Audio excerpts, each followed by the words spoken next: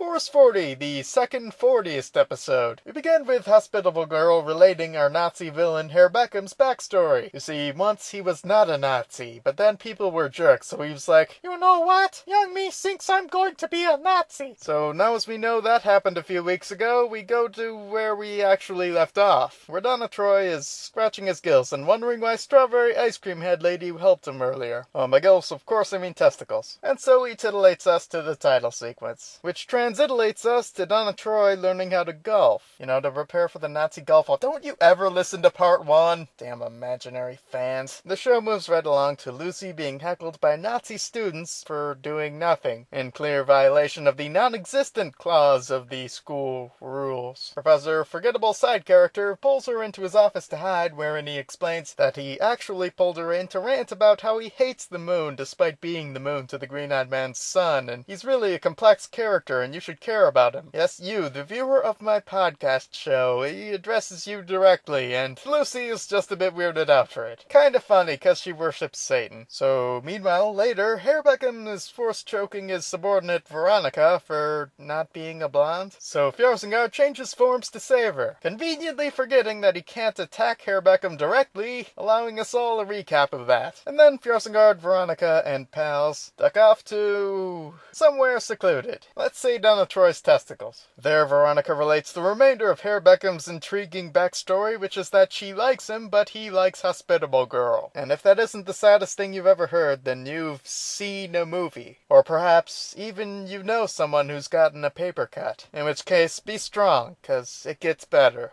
Not my show, but things in general. Meanwhile, later, also on the moon, Lucy is thinking about Professor Forgettable Side Character and how he told her the moon is a jerk because it killed his bestest friend who was Boring Douchebag's father. I mean, yeah, sure, he hates every other place for bad things happening or having the potential to happen, but he thought the moon was different, man. But it just turned out to be a sellout like all those other moons. As Lucy ponders on how the moon has killed so many one person, we go back to planet Earth, where Donna Troy is finally facing off on the green with Herr Beckham. We learn now that Kamen Rider Nazi Golf is a lot like Mario Nazi Golf, so the two of them make it a lot more entertaining by using their space powers and stuff. Having gone through an implied training montage they forgot to get to, Donna Troy wins the match, but Herr Beckham backs out of his deal and steals Troy's soul anyway. Holy shit, I didn't know I could do that. Seems to make that blood contract power a little pointless, but who am I to be complaining? Meanwhile, later, Lucy's going back to see Forgettable Side Character, peeking in his door to see,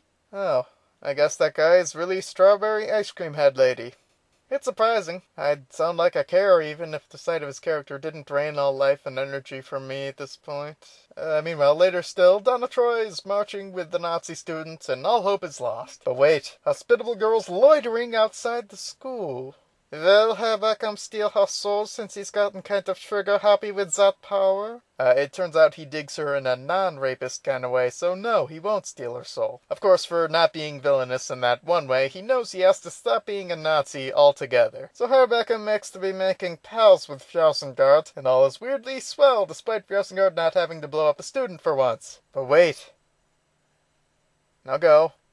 Now wait again. Strawberry Ice Cream Head Lady Man shows up out of nowhere to remind Herr Beckham how ruthless the Green-Eyed Man is to traitors and failures. If, of course, you ignore all the ones he just let go or wiped the memories of. Just think about what the Green-Eyed Man did to Clawful! Wait, that was me behind his back. And I thought it was someone else anyway. Well, there was that one time where he almost sent Orko to the Phantom Zone. That was pretty scary. I mean, you weren't there, but... you know what? This might call for some independent action. Oh no! You're attacking me! I have to send you to the Phantom Zone! No! I mean, As Fjorsengard and Hospitable Girl consider how to react to Herr Beckham being sent to the fucking Phantom Zone, Strawberry Ice Cream Head Lady Man warps away to the next scene, where by his office Lucy has been waiting, I guess, to let the villain know that she knows he's a space monster before telling Team Fjorsengard or anyone. 'Cause sure, he's a space monster, but he seemed like such a great guy based on his one rant about the moon killing people. Despite that, of course, Strawberry Ice Cream Head Lady Man is a villain, so he grabs Lucy and takes her to the Green-Eyed Man for the usual memory erasing as not to arouse suspicion and whatnot. Oh wait, No, he throws her in the Phantom Zone. Series getting to the end, Signal 1. And so ends the arc. My thoughts? Well, if we've learned one thing from all of this, I think we can agree that it's spelled Nazi, not Nats me. Also, don't buy the cow before you check her. They set themselves up in the 40th Forest DL4, what with the golf and such, but forgot to. But then forgot also has a 4 in it, so I'll let it slide. And the bird with the head has 2 in the bush. Next time it's Forces Zords, the monsters made grow malady. Or Forces Zooords, the zoo ordnance worker crisis. Till then, good night and gyro gearless.